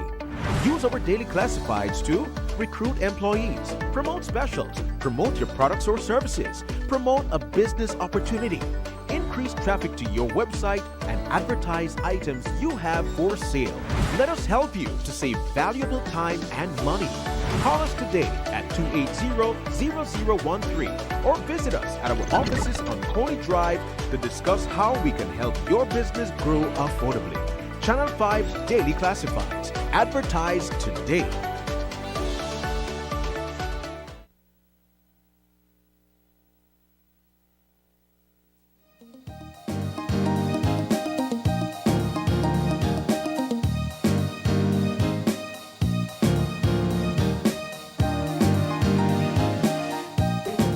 Welcome back. We're having our final conversation this morning, and as we mentioned, it's all about TNC's new tool, or two new tools used in the marine spatial planning. We have here with us Shari Gentle in the middle, and she is the MSP Communications and PR Officer, as well as Chad Bowman, the MSP Science Lead Officer, and Delwin Guevara, and he is the GIS Mapping and Spatial Analyst, here to talk to us about it. Guys, thanks so much for joining us, and welcome. Thank you for having us. Good morning. Hi, good morning. Before we jump into the two new tools, let's get an update on TNC and the work that has been taking place over there. Right. So just for clarification, this is Coastal Zone Management Authority and Institute. We work closely with TNC as it relates for the development of the Marine Spatial Plan. However, the agency that is the lead agency for the development of the Belize Sustainable Ocean Plan is Coastal Zone Management Authority and Institute. So it's us that will be doing the interview, and it is us that will be doing the development of the Marine Spatial Plan that is called the Belize Sustainable Ocean Plan. So of recently, we have been doing a lot of stakeholder engagement, a lot of work that relates to getting the grassroots information into the development of the information that we need for the Marine Spatial Plan. So most recently, you will find from our social media, our website, and other engagement that we have been doing some surveys within 27 communities that is called the Ocean Use Survey. So that's one of the highlights that we have been working on for most recently from January until the middle of April, thereabout. However, one of the most pressing things that we're working towards for this year is the work towards establishing or reaching milestone 4 of the conservation funding agreement. All right, well, let's jump into the two new tools. As you mentioned, you were giving me some information before. There's a launch of two new tools that will be used in marine spatial planning. Let's touch on that. So the two use, Chad mentioned one already, which is the our Ocean Use Survey, but the tool itself is called Sea Sketch. So one of the things about marine spatial planning is that it has to be a process that's participatory and that the public get to participate. So upon that, we were exploring what tools to use, and we saw that Sea Sketch was a good tool to use because it actually allowed that the users of our ocean, of our sea, get to draw on maps and determine what areas they use on a map, so that brings in that participatory side of the MSP where they themselves get to draw those areas and also prioritize what areas they use. Now, the second tool that we're going to use is the MarkSan tool, which is another tool that's used for modeling, and it takes all of this like spatial information, so things like maybe like the same information we got from the first tool, which is our Ocean Use Survey. We can take the conservation areas in Belize, the marine habitats, different types of spatial information, and put it into this model, and it helps us determine an objective. And in our case, and in the MSP, and Chad mentioned some of the milestones, is we have to reach up to 30% biodiversity protection of Belize. So MarkSan and all these tools will help us accomplish some of the objectives of our MSP. Let's step back a bit, and perhaps for the benefit of our viewers, explain the purpose of marine spatial planning and why it is important for persons who use our sea spaces. Right. So if you're looking at the spectrum when it comes to the ocean space. I think it's well documented of, the diminishing returns that we're receiving as it relates to ecosystem services, the threats that are being posed upon the ocean space by anthropogenic activities, also the externalities of climate change and those related exogenous stressors or actors on the ocean space. Essentially, what we are trying to achieve as it relates to the Marine Spatial Plan is to provide a type of management framework that is more efficient and more effective in managing the ocean resources. And so UNESCO defines marine spatial planning process as analyzing the ocean space and allocating the various spatial uses, that's space uses, and also temporal or time phrases uses of the ocean space, so that we could have that sustainable development nexus being achieved. So social benefits being accrued from the ocean space, economic benefits being also received, and also we are not in conflict with the ocean space or the environment itself. So that's the premises of why we're looking towards implementing or developing a marine spatial plan. We want to make sure that the premises of us believing that if there is a healthier ocean, the ecosystem services and the ecosystems or the environment that we rely on for, if it's just protein, persons who are from Corozal Bay that utilizes the ocean space just to receive their protein, their daily protein, it will provide that as we would improve our engagement with the environment and improve our management framework with the overall ocean space.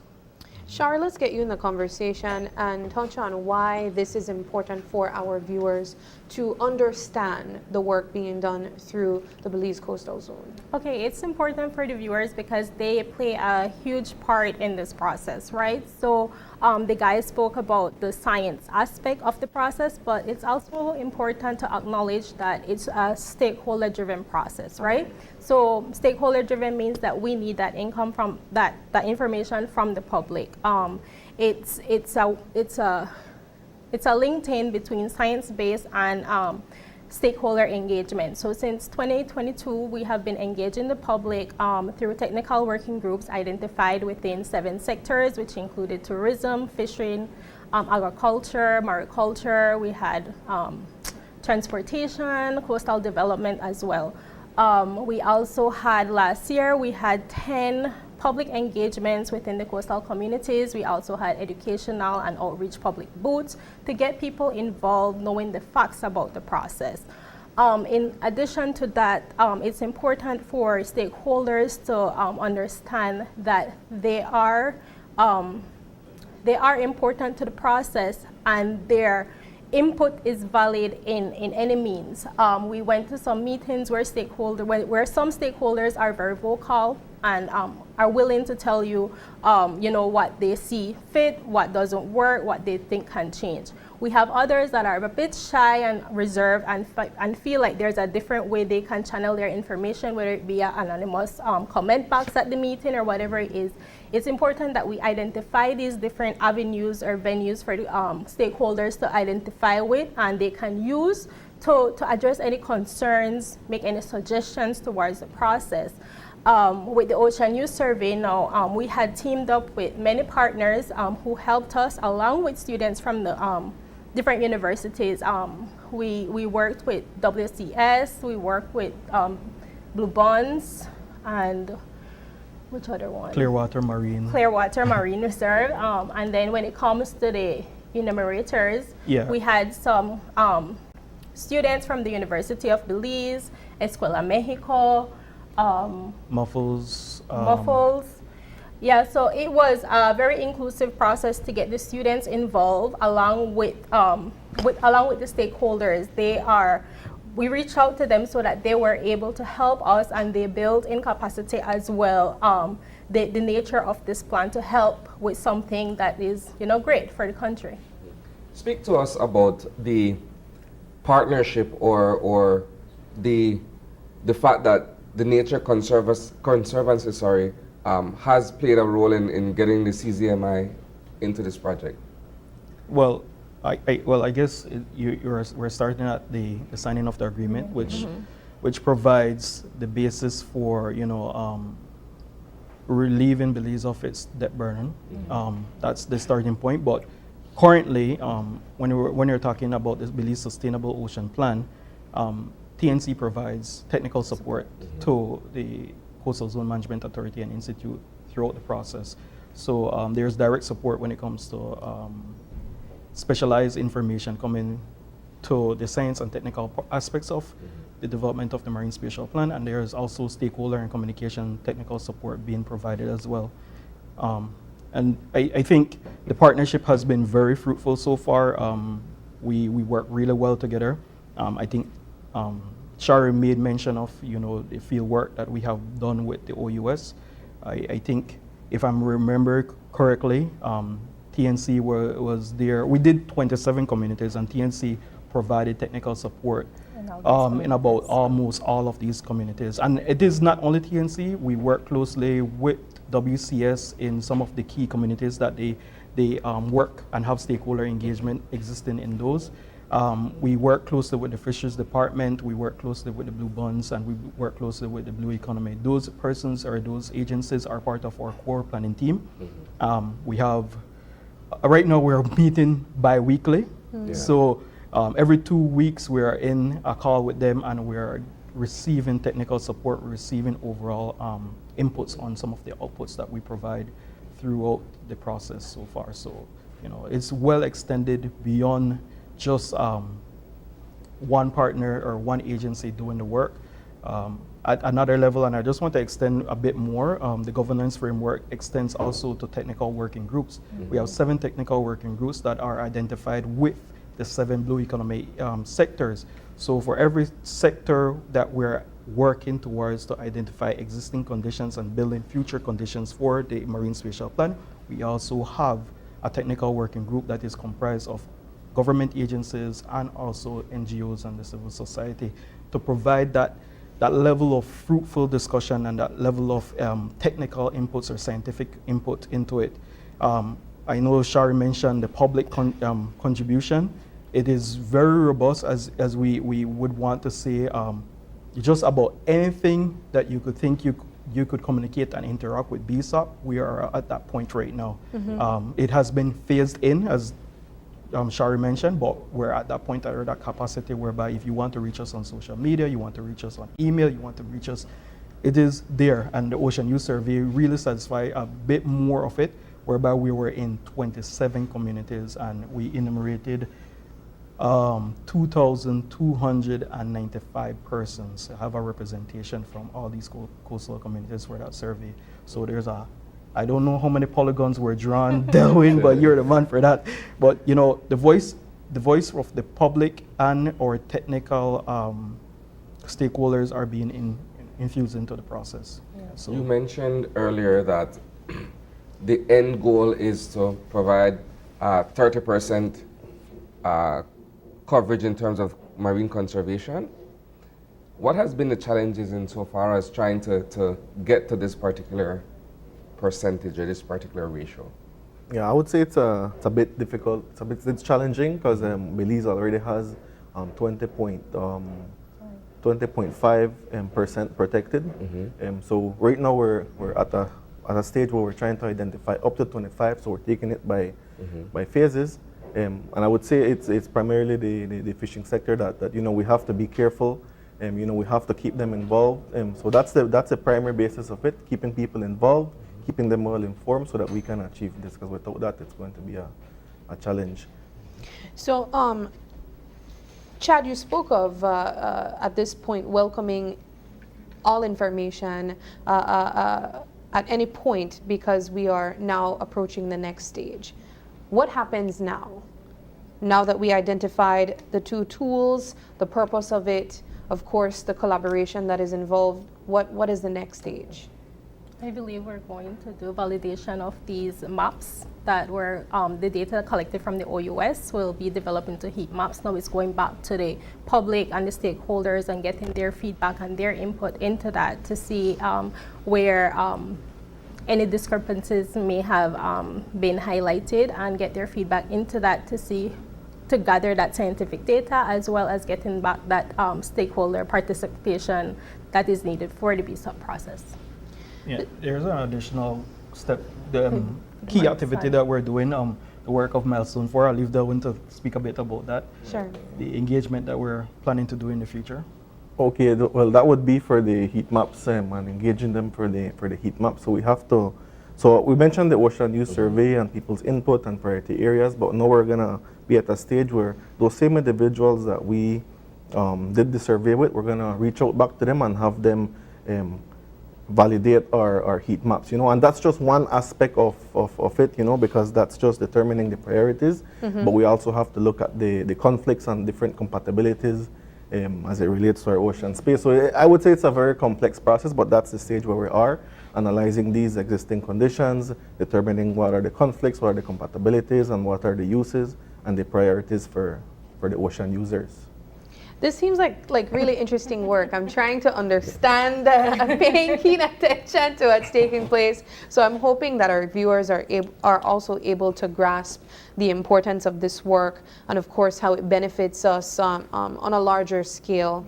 You spoke about what's happening next, about the collaboration involved, and, of course, how the small person on the ground can also be a part of it by sharing information. Let's look at the broader picture. What are we trying to achieve? With the research that is being done, of course, highlighting the importance of marine spatial planning as well. What is the broader picture here? All right, let me go. So essentially the broader picture is to, I kind of anecdotally said it in the beginning with regards to why we're doing the marine spatial plan, but we are hoping as a result of, well, our vision is as a result of the development of this plan, and when it rolls out, the management and the overall interaction we have with the ocean space is by far more, is more compatible. From our side, when we look at analyzing the existing condition, there are several things we give consideration to, you know. What are the competing activities that people are doing in the ocean space? It could be user competition for a certain space or a certain resource, or it could also be user environment competition. And so these are the things that we want to lay out and look at what is currently happening. But at the end of all of this, we are intended to see if we could minimize some of these conflicts and make things a bit more compatible, but also develop scenarios or develop plans that will benefit us socially, economically, and environmentally in the long run.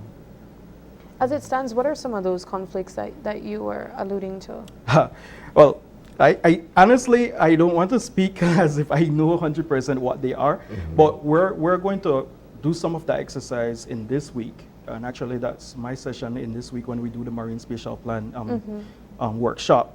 So we have a suite of uses, human uses, and also environmental features that we have documented.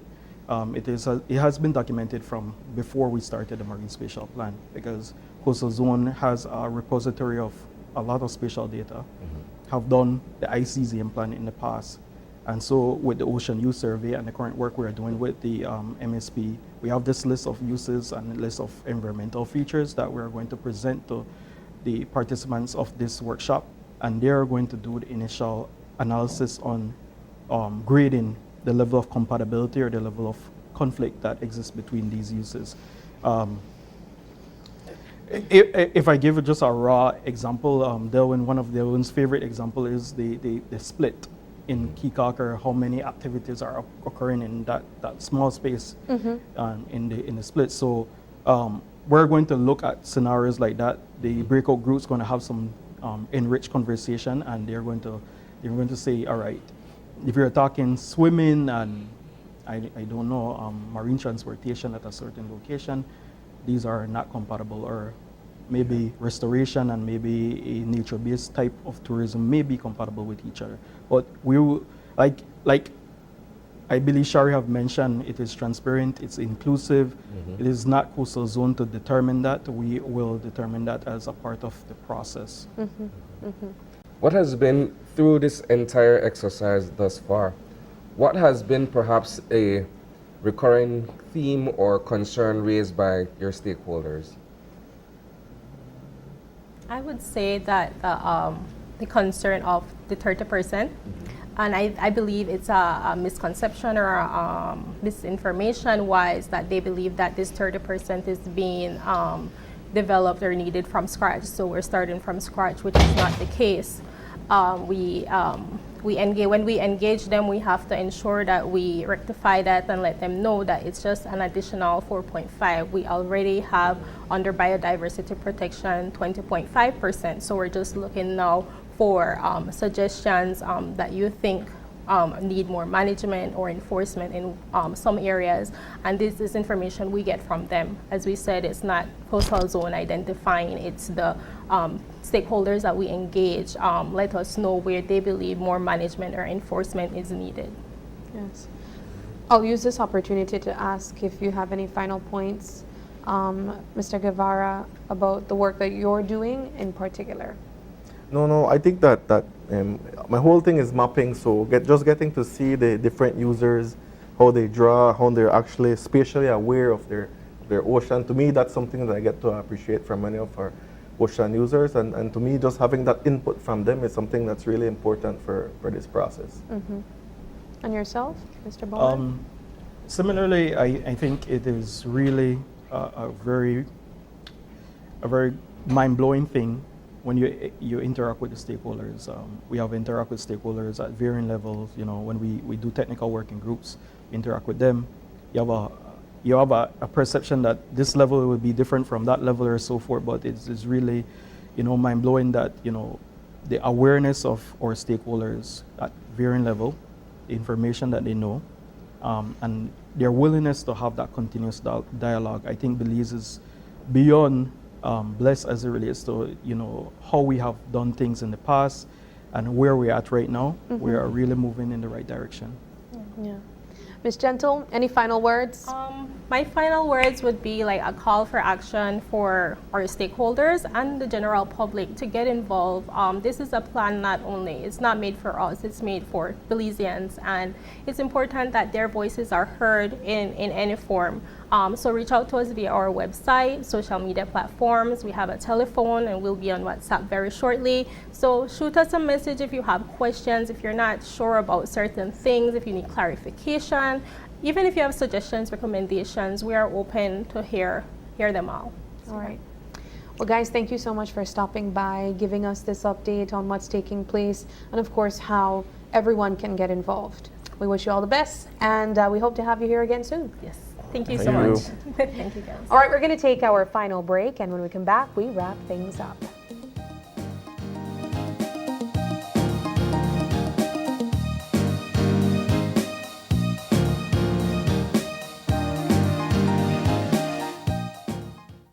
Hi, my name is Lincoln Fowers and I work at UMAL. 100% I will recommend Belize Bank mobile banking to everyone because it saves time, money and gas price because gas price is high right now. Belize Bank mobile banking just make life easier.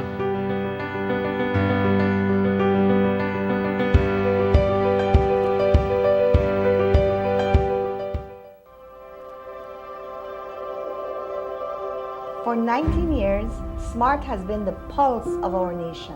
A journey of growth, innovation, resilience, and unity. From the first call that bridged distances to the data that brought us closer than ever, SMART has been there, weaving threads of connection across our beautiful land. We have been active in providing innovative solutions to enhance our customers' lifestyles. Over the years, SMART has developed and provided various services to meet customers' needs. To the dreamers, doers, and the believers, thank you for making SMART a part of your story. For 19 years of trust, loyalty, partnership, and shared experiences. As we celebrate 19 years of connecting lives and dreams, let's keep the rhythm alive. Together, let's continue to shape our future one connection at a time. Come, and be a part of the SMART family, where we empower you and our country today, tomorrow, and beyond. Smart, bringing people together.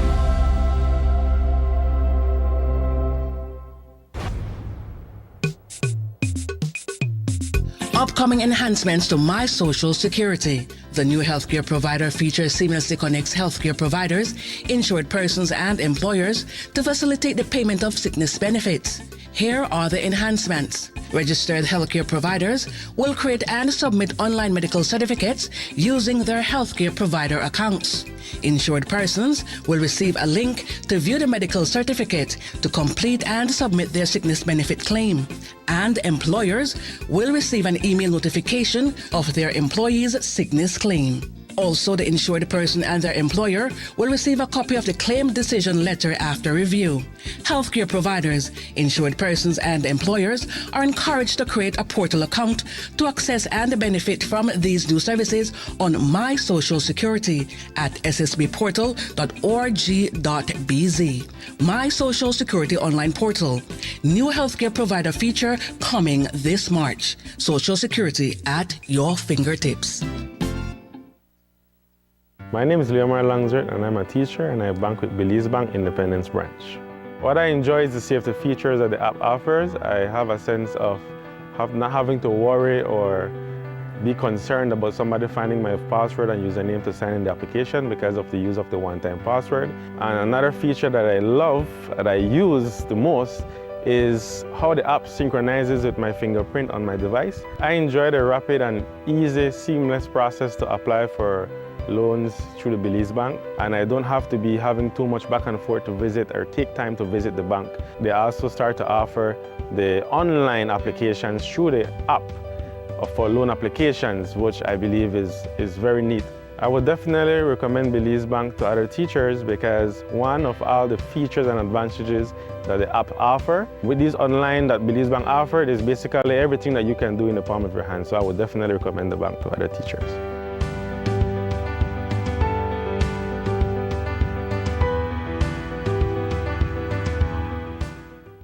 Global rise in temperatures due to climate change increase the severity of dry weather conditions experienced in Belize. Forest fires, dust buildup, and contamination of our power lines can result in power interruptions. At BEL, we continue to do our part to minimize the impacts of challenging weather conditions and improve the reliability of our power line system. You can help. Report forest fires or damaged power line structures using our BEL 24/7 app or call us at 0800 BEL Care. That is 0800 235 2273. We continue to serve you.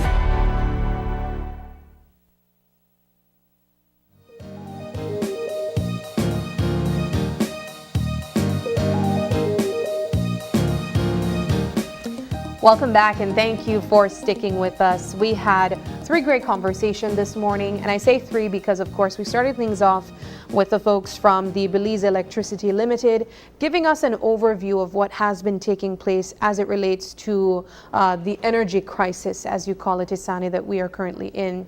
Of course, this has to do with Belize not being able to provide all the energy that we need, and that is because we have been outsourcing that through a company in Mexico, CFE. I was going to say CFC. Anyways, I'm looking forward to the solutions that they have put in place. I still think that this is a great time for us to have that conversation about renewable energy as well. Of course, a lot of homes we know are jumping on the bandwagon of solar energy. We've also seen where we've taken the extra step as well to have renewable energy for vehicles and moving away from fossil fuels and whatnot with gas vehicles. So I'm looking forward to seeing the steps that are put in place, the short-term steps that they also provided, as well as the long-term. It goes back to what, for me, is at the root of the issue, and it is energy security. When you look at a country where you have certain parts of the country that is quickly expanding You look at San Pedro, for instance. San Pedro as a tourist destination and as a municipality, in terms of it being a growing municipality, there's a huge demand for energy. If you look at what has been happening there over the past week and a half or so, where the resort owners are being asked to start using their own generators so as to cut down on the amount of energy consumed on the island. Will we start to see more households purchasing generators? That might be an interesting... Generators don't come cheap. I know. So it's an investment in and of itself. But I think for me, from what I take away from that conversation with Don and Sheena earlier, is the fact that this situation, if we're to look at it from any other perspective, this present situation should be the impetus for the government to move ahead, full speed ahead at that, with the solar project that it has signed the monies for from the Saudi government. This is something at this point where that 60 megawatts that we're talking about would be very much needed, and for us to be able to get that on our national grid would be very welcome. I remember, Isani, you putting together a special coverage, I believe it was bi-weekly, of the detailed work that takes place with the Belize Electricity Limited. Has this given you a different perspective on the challenges that the BEL has and the fact that they may be doing the best that they can? Or does it give you a view that, no, there's definitely more that they could be doing? Well, from a professional perspective here, my work with BEL in putting together the series that we call Bringing Energy to Life has given me a deeper appreciation for the work that is being done behind the scenes. I say behind the scenes because from a customer or a consumer perspective, we're only interested in flicking the switch and the light is, the energy is there, the current is there, the power, electricity, whatever is there. But we're not really looking at all the investments that are being made. We're not necessarily looking at everything that's taking place behind the scenes for you to be able to flip that switch and the light turns on, right? So I've gotten a first-hand appreciation for what goes into all of this behind the scenes. Now, that's from a professional point of view. From a customer's point of view, and I'm certain that many of our viewers would share the same sentiment, they just want to ensure that they have electricity when they need it. And so one can reason as well with the discomfort of, or the inconvenience of not having, you know, electricity at your fingertips. Right.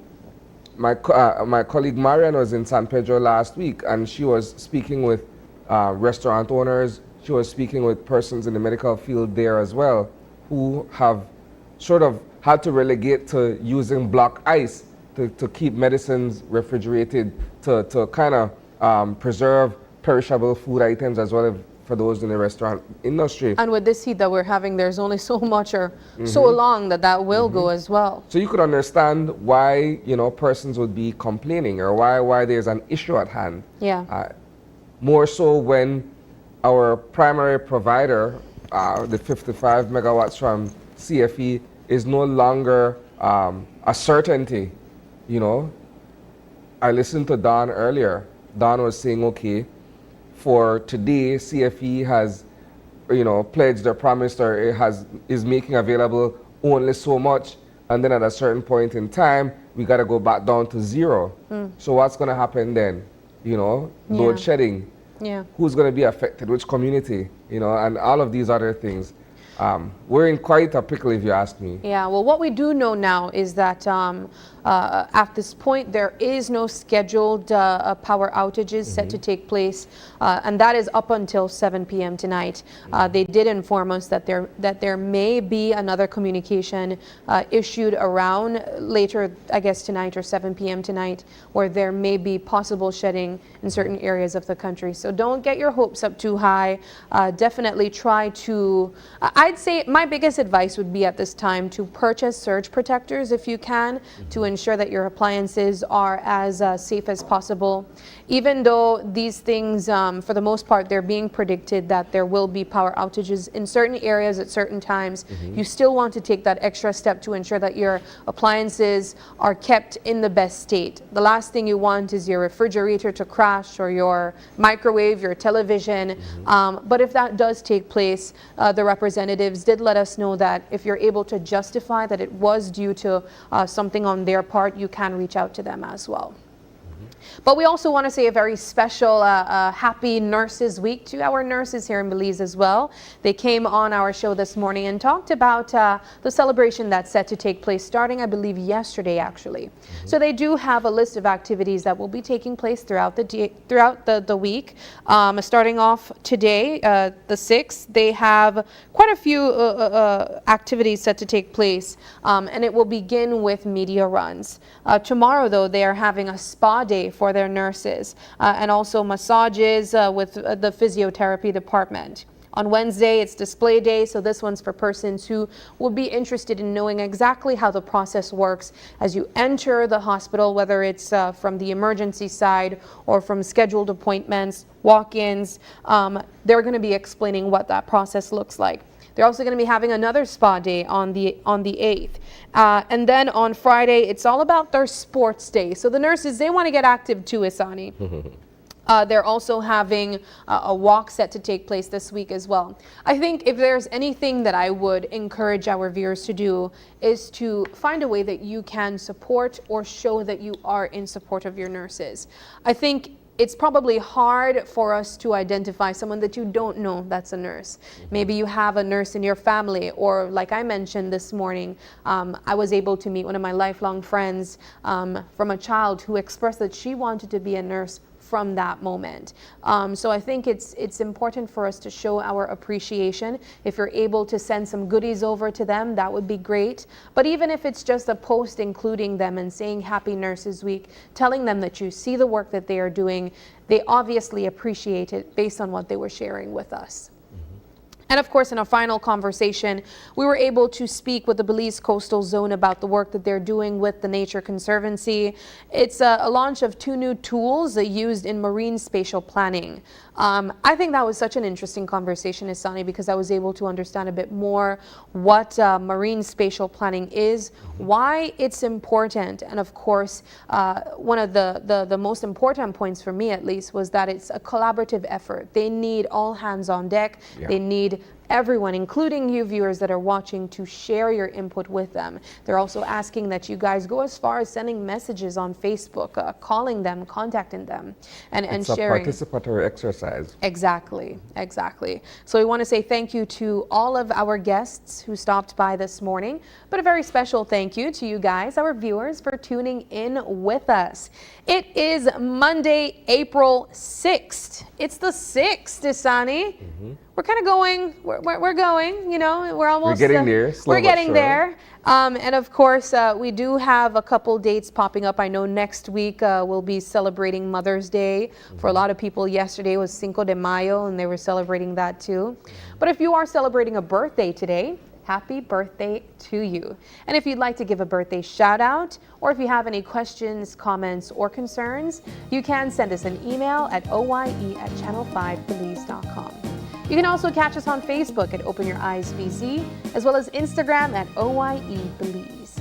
Thank you so much for joining us, and please do us a favor and join us again tomorrow as you open your eyes To start your morning right. Until then, keep your eyes, your mind, And your heart's open. Have a wonderful Monday.